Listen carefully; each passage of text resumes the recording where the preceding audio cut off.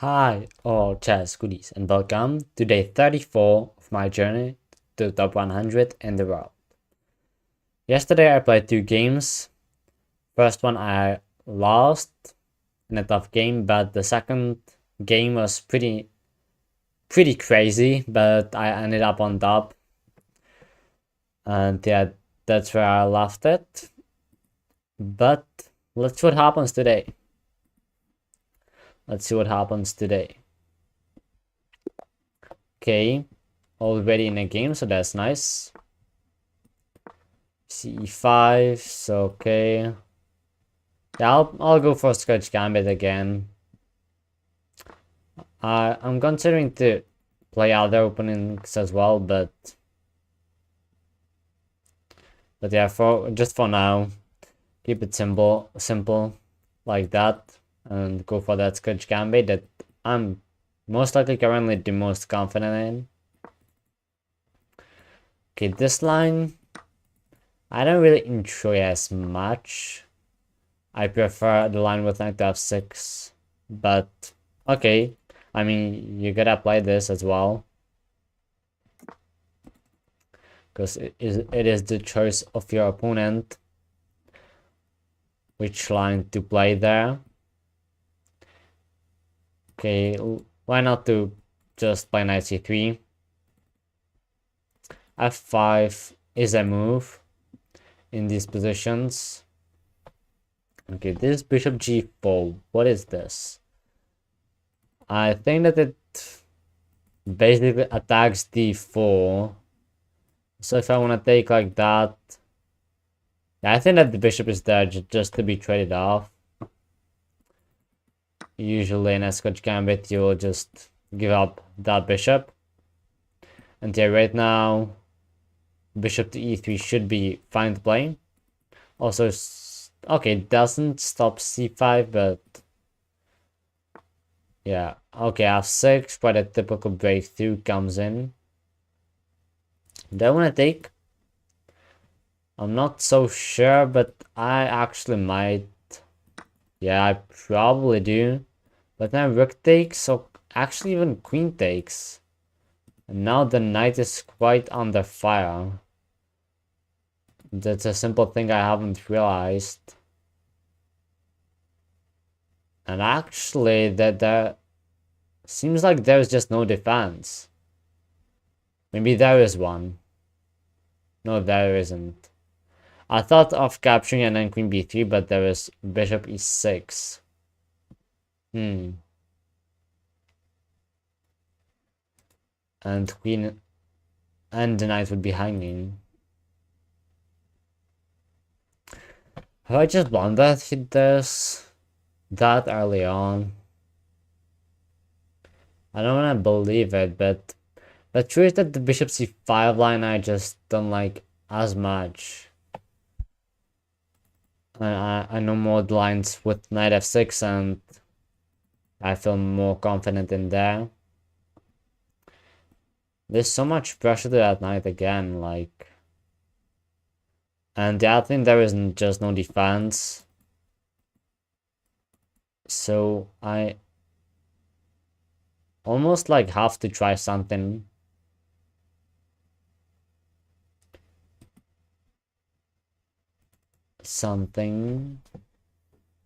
What is that gonna be? Okay, yeah, I think okay, I'll go into an endgame down a pawn. Probably should have decided for that earlier. That doesn't seem like there's nothing else to do. But if it happens so, it might be that the extra pawn would be the double c pawn. But again, I mean, with c5, it would most likely undouble the pawn, so yeah. But still, I would leave it there. Pawn might recapture. Yeah, there's nothing wrong with taking with the queen. Yeah, definitely not. Okay, rook takes. attacks there, so just king g2 makes sense, and yeah, now I'm just playing endgame down a pawn. Not ideal. Definitely not, but at the same time, if I trade that knight, isn't that just fine? It feels to be so. Not exactly sure with which rook to go to c-file. But as long as I can protect the d-pawn, and as long as I'm not getting checkmated, it should be fine. Also, like the c5 push. But otherwise, it might be just fine. Is that rook check concerning? No, I don't think so, but watch out for attacks on h3 pawn. Honestly, like this would not be so pleasant, so okay. That might be quite a problem here. So okay. Yeah. Queen side where black, okay. Now actually the side where black has the extra pawn is the king side. But yeah, on the queen side it is just all set, and I'm pretty much fine over there. Like, my opponent doesn't go for it, so yeah, I'm pretty okay with that. I guess I can just continue with doubling up. That doesn't seem bad at all. I'll expect rook e to e6. They'll got try to play the active defense here. d5 would be a nice idea if it would work, but here I don't think it does. And here it might be a bit of a long way out, and also the c6 pawn is now just hanging, and that's it. So okay, I'll play b4. And yeah, I'll play it against that bishop, which is just really not so good. Maybe g5 an idea. But I'll just leave it there as it is. Is a4 a thing? a5. a4, a5, almost forced. Not entirely though, but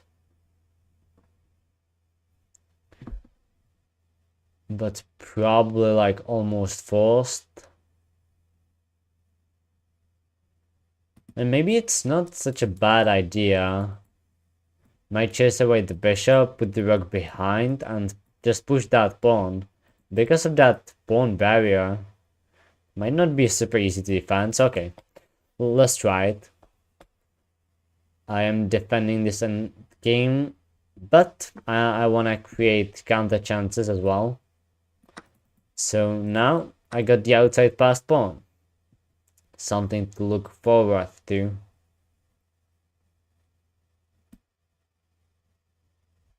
Yeah, I feel like just harassing the bishop. Maybe bishop will come back to b6, okay. Yeah, there it is. I don't have any reasonable moves along the 5th rank, I think. Also, getting the rook to the h file now is a bit harder. So that's nice. Actually, so okay, now this pawn is attacked more times, but still. Can I play this now? Are there any sneaky maneuvers? Maybe there are though. Let's just wait. Let's just wait and keep that idea as a backup plan.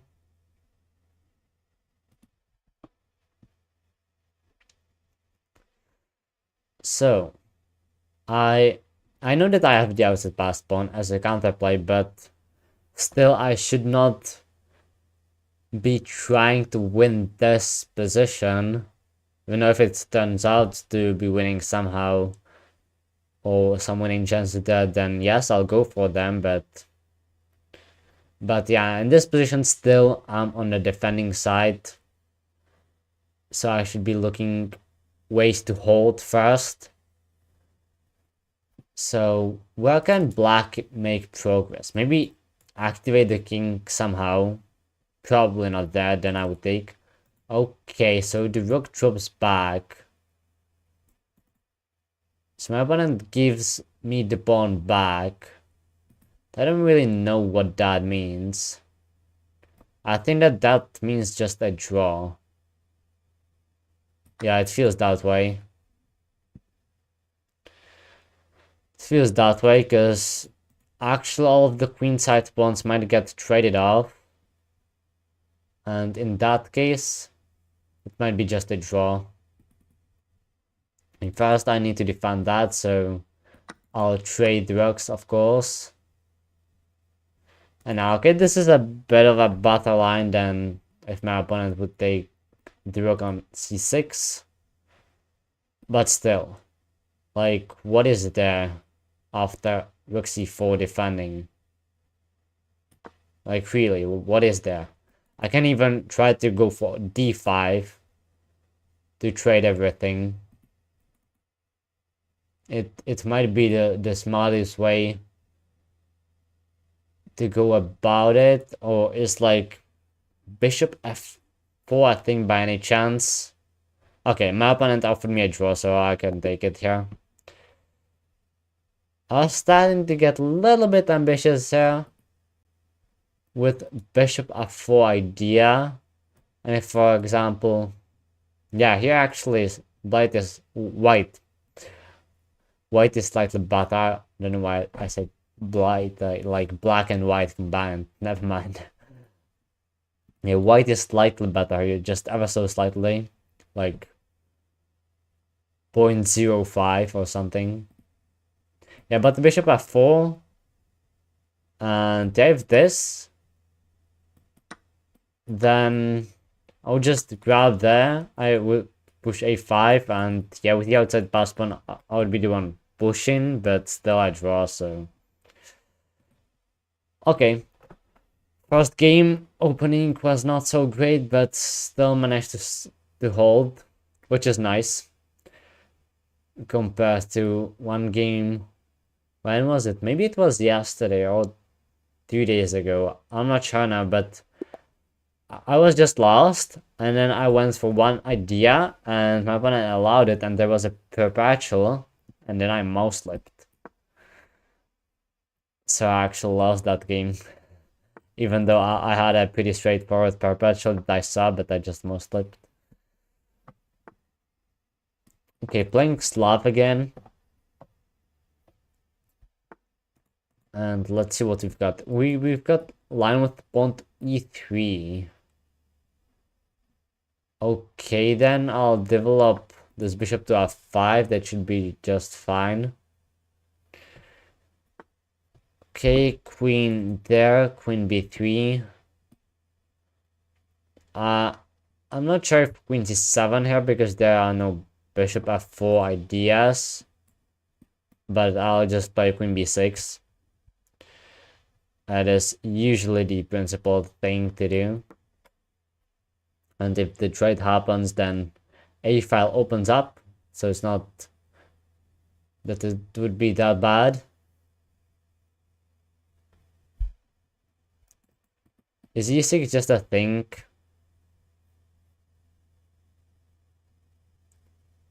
Yeah, I pretty much think so, that e6 here, and this is now like a reversed London kind of structure. Yeah, that I'm having black pieces, and if I take, then actually it will transpose the line that I don't really like. But usually in this line you don't have e3, so you can develop that bishop there.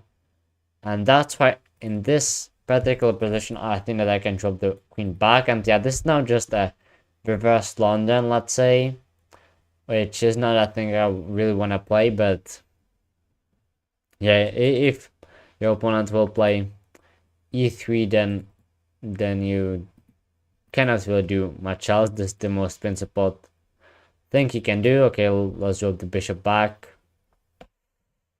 and trade that way. But yeah, basically the London came out of this Slav defense kind of structure. That first it was played a Slav defense from black side, and then at some point somebody said like, hey, if it works for blacks, well, why not do play it as white when you have the extra moves? So basically that's it.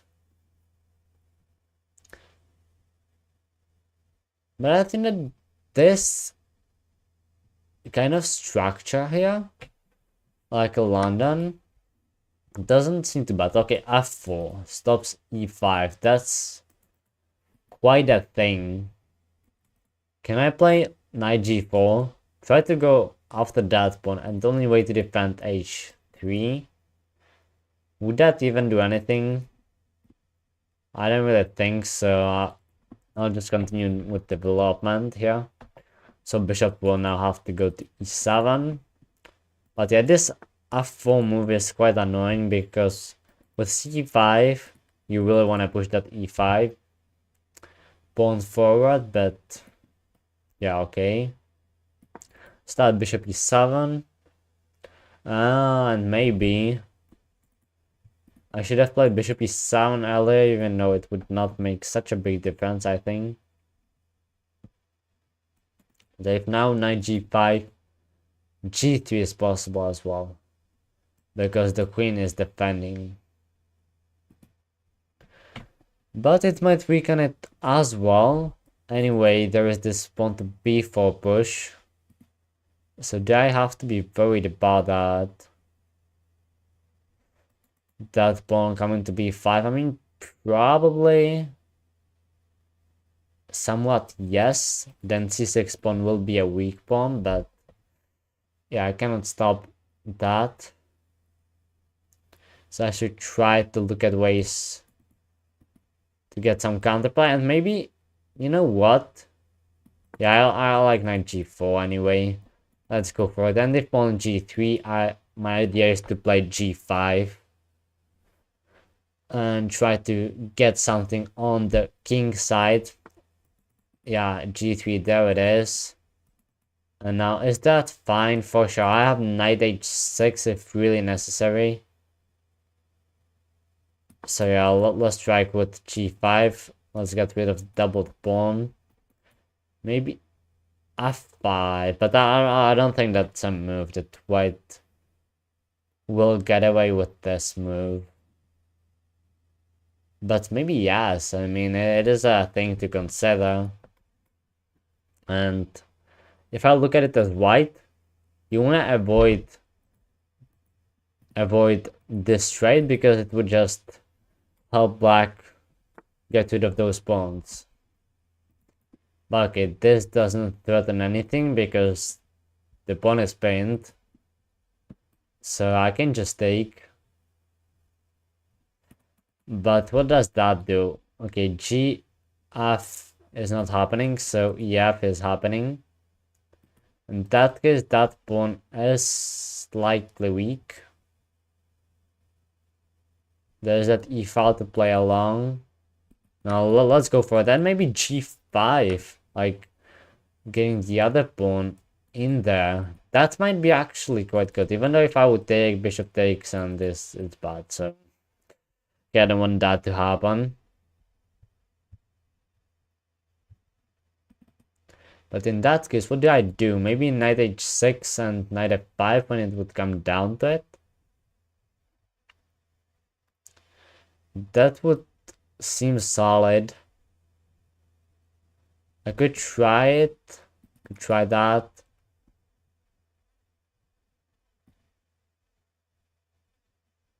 Okay, let's just put pressure to the d pawn.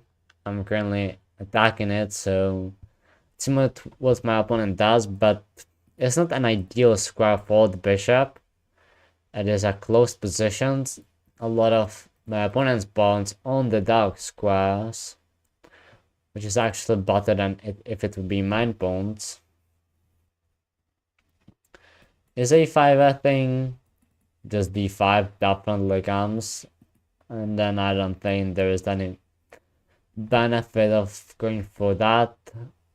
So okay, I'll go for this maneuver instead to put pressure on the d5 pawn once more, and then the only way to defend it would be with the knight, also with the bishop, but then I could take, and g4, not sure if that's really good. I would have this check, even though if in the future after g4 that check, if g5 would be played, this bishop would be a bit out of the game.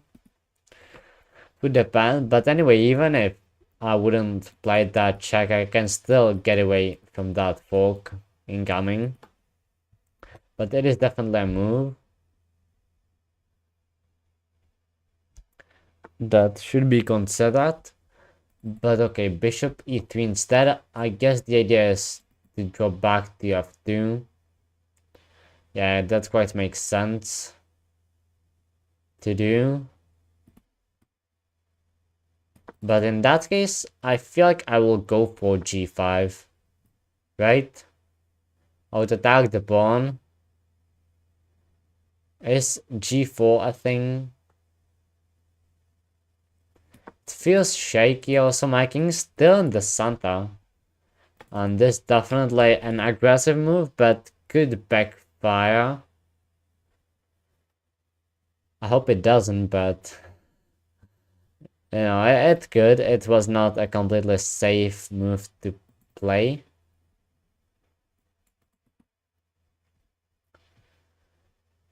But as I said, it is quite an aggressive one and forces some questions to be answered. I'm wondering if I ever want to cast long. Okay, pawn to g4, there it is. And I don't have time to take on f4, for example, do I? I definitely don't. So where do I drop the knight now? That might be a nice question. E7, G7, H4. Those are the options. And D7, yeah, I should just put it quickly on E7 because it is the most natural square where to put it. So yeah, should have played that fast, and okay, it is still fine. The reason why I suddenly almost paused in the middle of the sentence was because of gf, bishop takes g5, and then I thought of bishop g3, but luckily there is still bishop f4, and it would be fine. Even without a bishop f4, like it would still be somehow playable, like you would not lose material on the spot. Also e5 maybe, but yeah, if queen would have to drop and bishop d6, then it would be ugly. But as I said, it's great that there are other resources than dropping the queen back. Not there, as it would be on the same diagonal, but yeah, okay. So what to do here actually when you're white? Your pawn on f4 is hanging, and you cannot really defend that. If you take, I'll just take, and okay, maybe h4 is a thing, like h pawn will be a passed pawn after that, but yeah, it depends how big of a benefit is that. But then e5 would be a serious thing, and I would just try to break through in the center, and okay, there it is. I'm not forced to take on g5. I could also maybe drop back and go for e5 sooner, but no, I think that capturing should be just fine. But honestly, true is that after h4, it will be quite a big decision where to put the bishop, because the pawns are rolling, and as I said, it is a passed pawn, so you gotta be careful. Now is bishop f4 safe? It probably is. It is defended and e5 is coming. It feels like the best square for the bishop. There is out there. If bishop draws back, then g5. Okay, it would not come, and this actually isn't even a threat right now. I just realized that there's just the same thing still going on there. So can I just execute e5 here? Or like knight g6 going after f4? And suddenly it feels like there are quite a lot of ideas. Okay, would this actually backfire? Okay, I could still take that with the queen. If bishop g3, I would have bishop f4. Even though I would not want to take like that.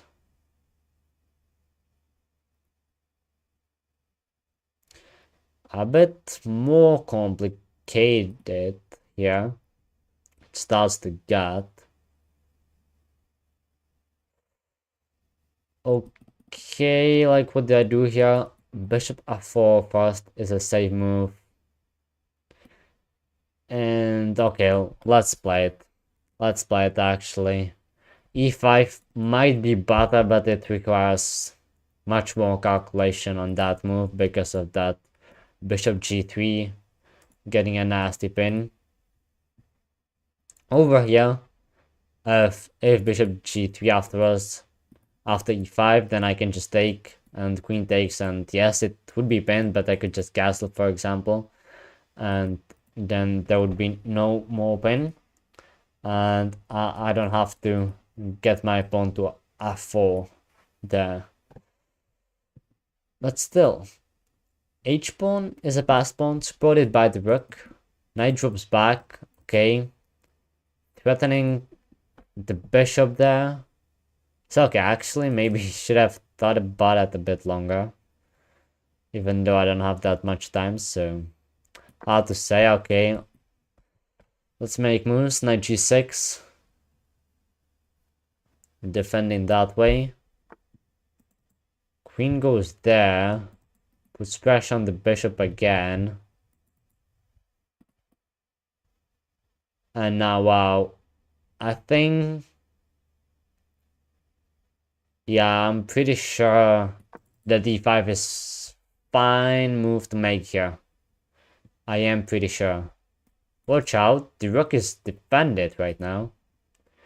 But yeah, I spotted a nice tactic. Would be really nice if it would head in that direction. It is a tactic that wins a queen pretty nicely, but it's a bit of a longer line. I mean, 3 or 4 moves, I'm not sure. And that is a pretty forcing line. It would be like pawn takes, knight takes, knight takes, knight takes, queen takes, and then the... oh, there would not. There's already a bishop, so okay, actually I thought I spotted it, but yeah, here I calculated it again, and it was just worse. Now watch out, the knight is actually hanging because the rook is defended. So what do I do here? And I think that e4 is almost forced here. It feels that way. It attacks the queen. I'll expect queen g2, and then I can drop the knight back again. Somewhere, maybe even to f8. That might be better getting into e6. That's a nice reroute. But anyway, then knight takes f4. Oh wow. Oh wow, that's a thing I just thought it was impossible, but yeah, of course it is. Of course it is a thing. So here I actually have to take. And then, okay, rook takes. And if knight f8, there's g7. And that's just bad. So I think that I have to play king e7. That. Yeah, I think I have to play king e7 here. G7 may be coming anyway, though.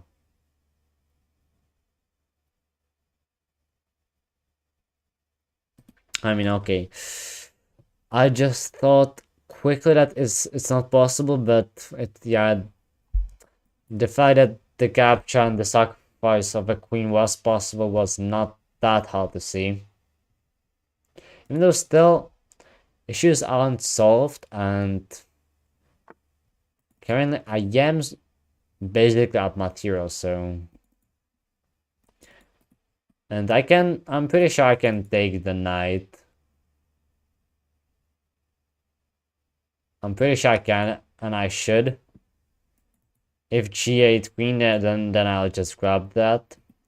Already fine with losing that rook.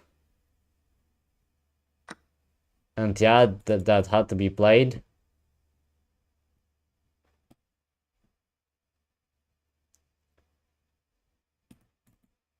And okay, right now what do I do? The queen is in an odd spot here. Maybe I can at least... Yeah, I might at least get like rook d8. So right now it would force this thing. Here I can attack that and get a knight to e4. And it is just a... Okay, this hangs the rook. So I won it immediately that way. That's honestly quite nice, you know, to just get a win. Even though my opponent is still playing this out on the clock.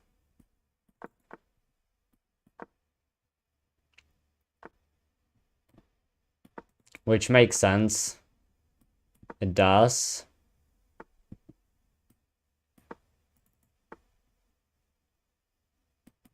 Okay. Well. Okay, I'm really that down on the clock. Okay. Now I got this. That check is defended. Yeah, and that's it. That's it now. I'm gonna win this for sure. And yeah, I can take that. Basically gobble up everything. This check. And yeah, that's gonna be it. Okay, so my opponent blundered both rooks indeed. Which I'm pretty okay with, for sure. That sometimes my opponents blunder as well. Yeah, here it was already winning, but I'm interested how it was at this move. Wow, I'm already winning. Yeah, it felt that way, and the reason was that the knight is coming to e4, and it will be extremely strong there. But like rook h8, the top move here. Oh wow, bishop g3. So now, yeah, the queen and knight combo will be just too powerful, so... Okay, it was actually winning anyway. It felt that way that the queen is better. And now, can I go back? And was the whole idea even okay? Apparently it was. Yeah, queen g2 was better. I thought that after queen g2, white will have an edge here because of that passed pawn, even though I would have that maneuver. But knight would eliminate the bishop, and then the bishop could get in. So that was an annoying line I saw. But yeah, this was a pretty forcing line. But apparently also worked out. Yeah, king e7 was right, knight f8 would lose immediately. g7 was good as well. Knight took, which felt natural to me, and apparently the only way to keep advantage is to take the rook there, and white should be winning. Which feels a bit strange because it gives up another piece. But I think the issue is that I have to give up the knight for that pawn later on. because the way it was played,